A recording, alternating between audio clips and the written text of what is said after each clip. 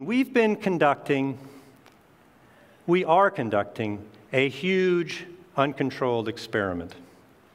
In the last 20 years, cell phones have gone from being a relative novelty to being something that everyone has to have.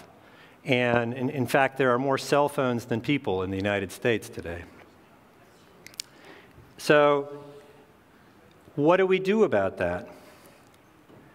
Well, this is what the cell phone industry does. If you go to your phone, you can actually find a warning on your phone. You probably didn't know this, but there is a warning on your phone. If you go to Settings and you go to About, this is on an iPhone, I don't have an Android, and you go to Legal and you go to RF exposure, you'll get this warning, and it's in very, very fine print. I don't worry if you can't read this, because you probably can't read it on your phone either, and they don't let you enlarge the text. So I'm going to enlarge it for you so you can actually read it. And among the things that it says is that you should use either the speakerphone or headphones. You probably didn't know that your cell phone provider was recommending you not hold the phone to your ear. And they are recommending that you when you carry the phone, that you keep it at least 10 millimeters from your body. Now, so if you've got a phone in your pocket, unless you have really, really thick pockets, you're not carrying it 10 millimeters from your body. If you carry it anywhere against your skin, you tuck it into your bra, or you carry it in some other way next to your body, you carry it in a vest pocket, you are exposing yourself to higher than recommended levels of radiation.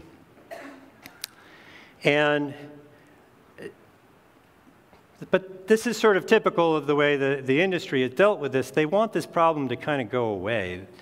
Some cell phone manufacturers have taken this seriously to the point where they've dramatically reduced the amount of radiation that the cell phone produces. There are ways to do this without really impairing the functionality of the phone.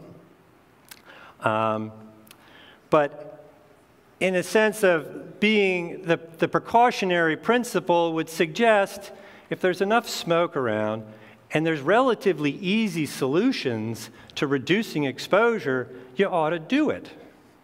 Okay? I mean, I can't stand here before you today and say, with absolute certainty, I can say cell phones cause cancer. But I can say they might. And I can say that if you want to be sort of exercise reasonable caution, you probably shouldn't be walking around with your phone like this. Remember, I was visiting Deborah, and we went skiing, and we saw this woman with her cell phone jammed up inside her helmet, talking on her cell phone away, and Dr. Davis, being Dr. Davis, went over to her and said, that's not a good idea. So it's really just a matter of precaution, and what it gets to is the very notion of how we approach risks where we don't have an obvious risk, and we're particularly uncomfortable with it because it's this vague risk where we can't sense even what's going on. We don't know when we're being exposed to a cell phone. We don't know when we're drinking water contaminated with cholera. And so how do we deal with risks, emerging risks? I mean, the existing paradigm requires that we have proof of risk before we do anything about it. Well, if you want to, and the ultimate proof is often an epidemiological study. And epidemiological studies are notorious for being, easy to criticize, difficult to prove. And so you can carry on debates about risk long after the initial suggestion of risk is present. And certainly that is the case. I mean, if you can carry on a debate about the risks of cigarette smoking for as long as we manage to carry on that debate, we still sell the damn things. And, they are absolutely the most toxic thing you can expose yourself to, then how long do we have to debate cell phone risk before we do something about it? The existing paradigm says people need to die before we can have proof.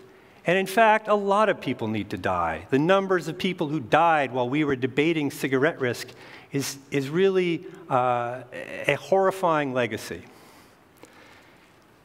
So I think that we need to change that paradigm.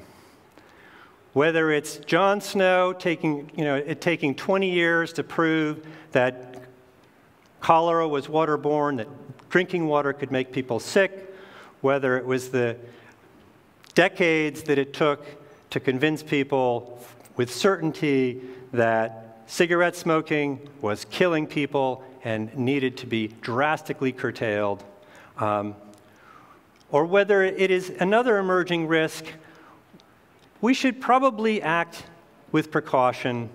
We should probably act if there is an easy way to curtail the risk, we should do it. I am not saying that we shouldn't be using cell phones. I mean, I think they're amazingly powerful devices, and we all know the many ways in which they can be useful. But there are many ways they can be hazardous, not just in terms of the radiation you get, but from the effect on social relationships, the effect on children. And we have unleashed this thing without really taking the time to think of the impact it's having, because we love our new technology.